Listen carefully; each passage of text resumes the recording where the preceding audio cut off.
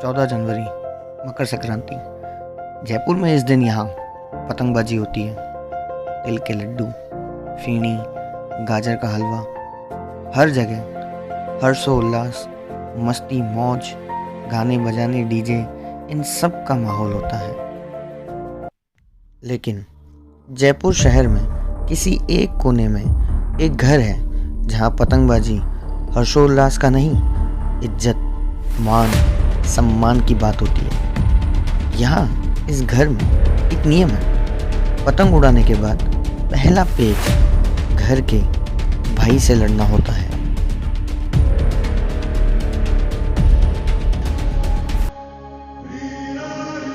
ये है हमारे पहले नवाबजादे।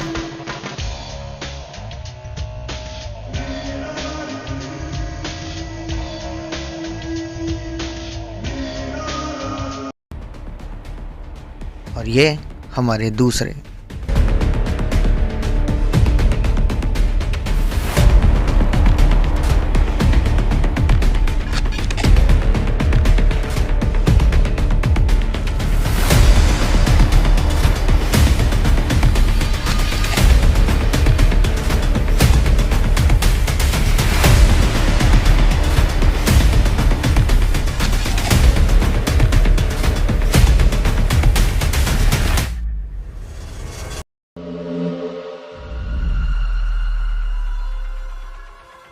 जिसकी पतंग कटी उसे घुटनों के बल सामने वाले के झुकना होगा और फिर उसे वो करना होगा जो वो कहेगा। जो इस पतंगबाजी में जीतता है वो बनता है नवाबों का नवाब।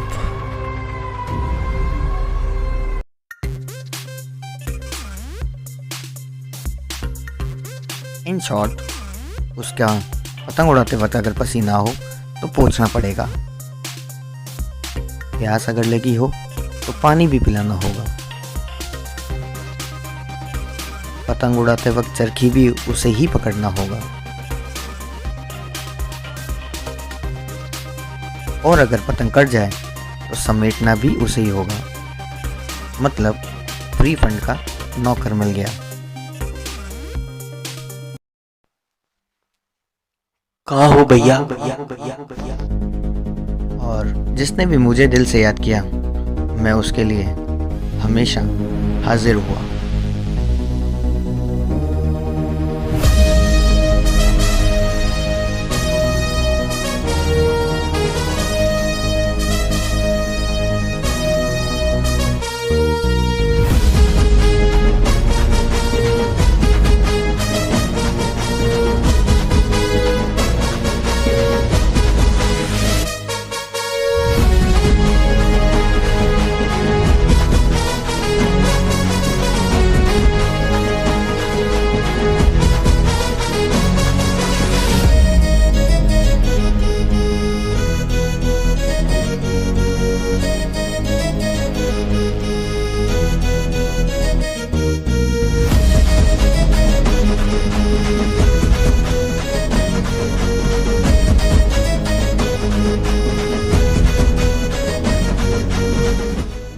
और ये तीसरा नवाब यानी कि मैं।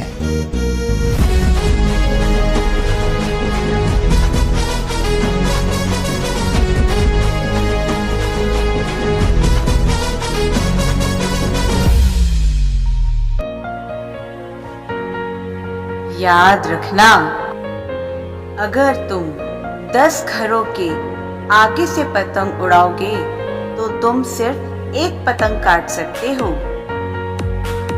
लेकिन अगर तुम 10 घरों के पीछे से पतंग उड़ाओगे तो सबकी पतंग काट सकते हो।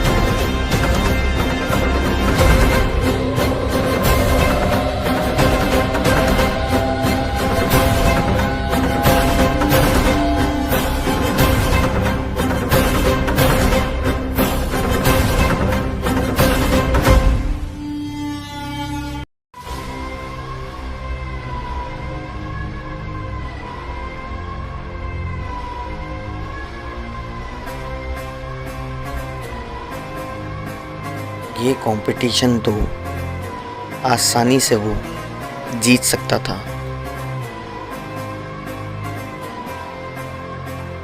लेकिन मज़ा जो गुरूर तोड़ने में है वो हड्डियां तोड़ने में नहीं।